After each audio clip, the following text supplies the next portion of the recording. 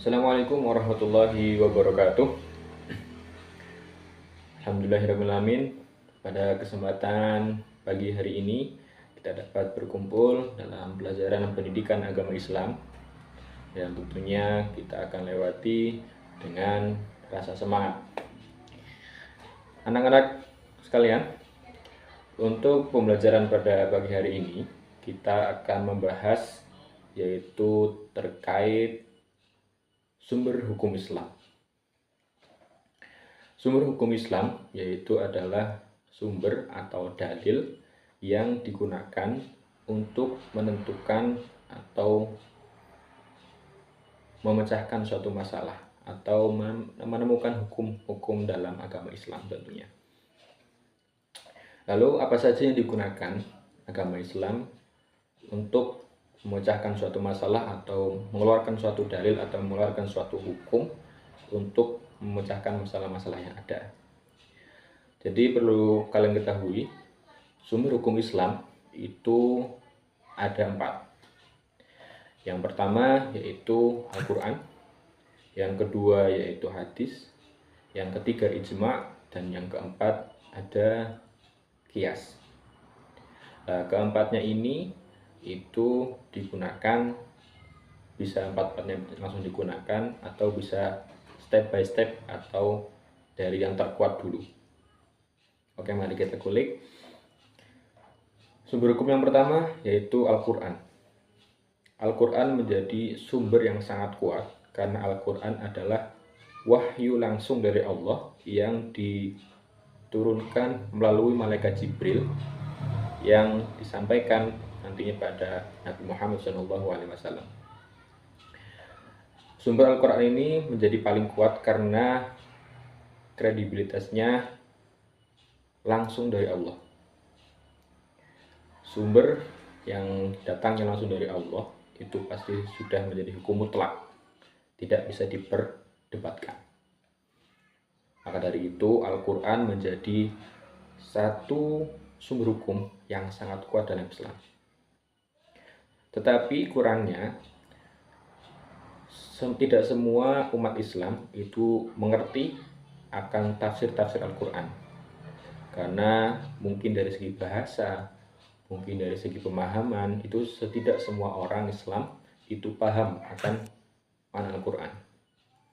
Oleh karena itu, ketika Al-Quran tidak bisa dipahami atau tidak bisa diterima oleh umat Islam pada umumnya, bisa menggunakan sumber hukum yang kedua, yaitu menggunakan hadis. Apa itu hadis? Hadis adalah seluruh perkataan dan perbuatan Nabi Muhammad SAW. Dalil yang kedua ini atau sumber hukum yang kedua ini bisa digunakan karena Nabi juga manusia. Jadi tentunya ketika Nabi itu memutuskan suatu masalah atau membuat suatu hukum, itu tentunya bisa diterima oleh sama manusia. Begitu. Jadi hadis itu lebih bisa diterima oleh sesama umat Islam, karena yaitu yang menyampaikan Nabi, semua dari perkataan atau perbuatan Nabi. Tapi perlu diingat, semua hadis atau semua perkataan atau sabda-sabda Nabi juga atas kehendak dari Allah. Jadi sejatinya itu sama saja. Kalau Al-Quran memang pure wahyu dari Allah, disampaikan oleh Jibril langsung ke Nabi Muhammad. Tapi kalau hadis itu istilahnya perintah dari Allah langsung ke Nabi Muhammad. Jadi kata yang diucapkan oleh Nabi Muhammad itu semua juga kehendak dari Allah Subhanahu wa taala. Lalu ketika hadis ini, ketika berkembangnya zaman, tentunya masalah-masalah itu lebih banyak dan lebih kompleks. Contoh, pada masa Nabi Muhammad mungkin tidak ada masalah A, tapi nanti pada masa Umar bin Khattab atau Khulafaur Rasyidin atau para tabi'in itu muncul masalah-masalah baru yang tidak ada di zaman Nabi. Nah, ketika ada masalah-masalah tersebut lalu tidak bisa digunakan atau tidak bisa menggunakan hukum hadis atau Al-Quran tadi, itu para ulama akhirnya bermusyawarah. Nah, musyawarah ini yang dinamakan dengan sumber hukum yang ketiga, yaitu ijma. Ijma atau kesepakatan para ulama.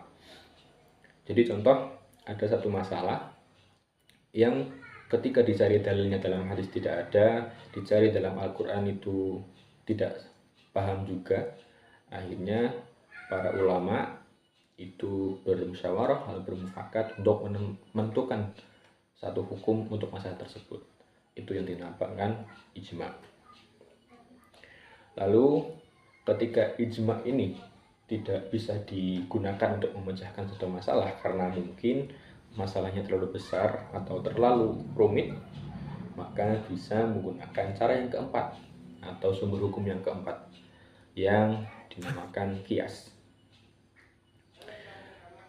Qiyas adalah, kalau kata lainnya atau lebih mudah dipahaminya, yaitu sama saja dengan analogi atau penyamaan suatu masalah.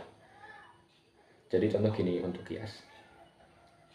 Qiyas itu tadi saya sebut yaitu analogi atau disamakan dengan yang ada dalilnya. Contoh gini, ada narkoba. Narkoba dalam Al-Quran, dalam hadis, dalam ijma juga mungkin tidak dibahas. Karena mungkin pada zaman Nabi, pada zaman dahulu tidak ada yang namanya sabu-sabu, tidak ada yang namanya pil atau yang lainnya yang bersifat narkoba tersebut.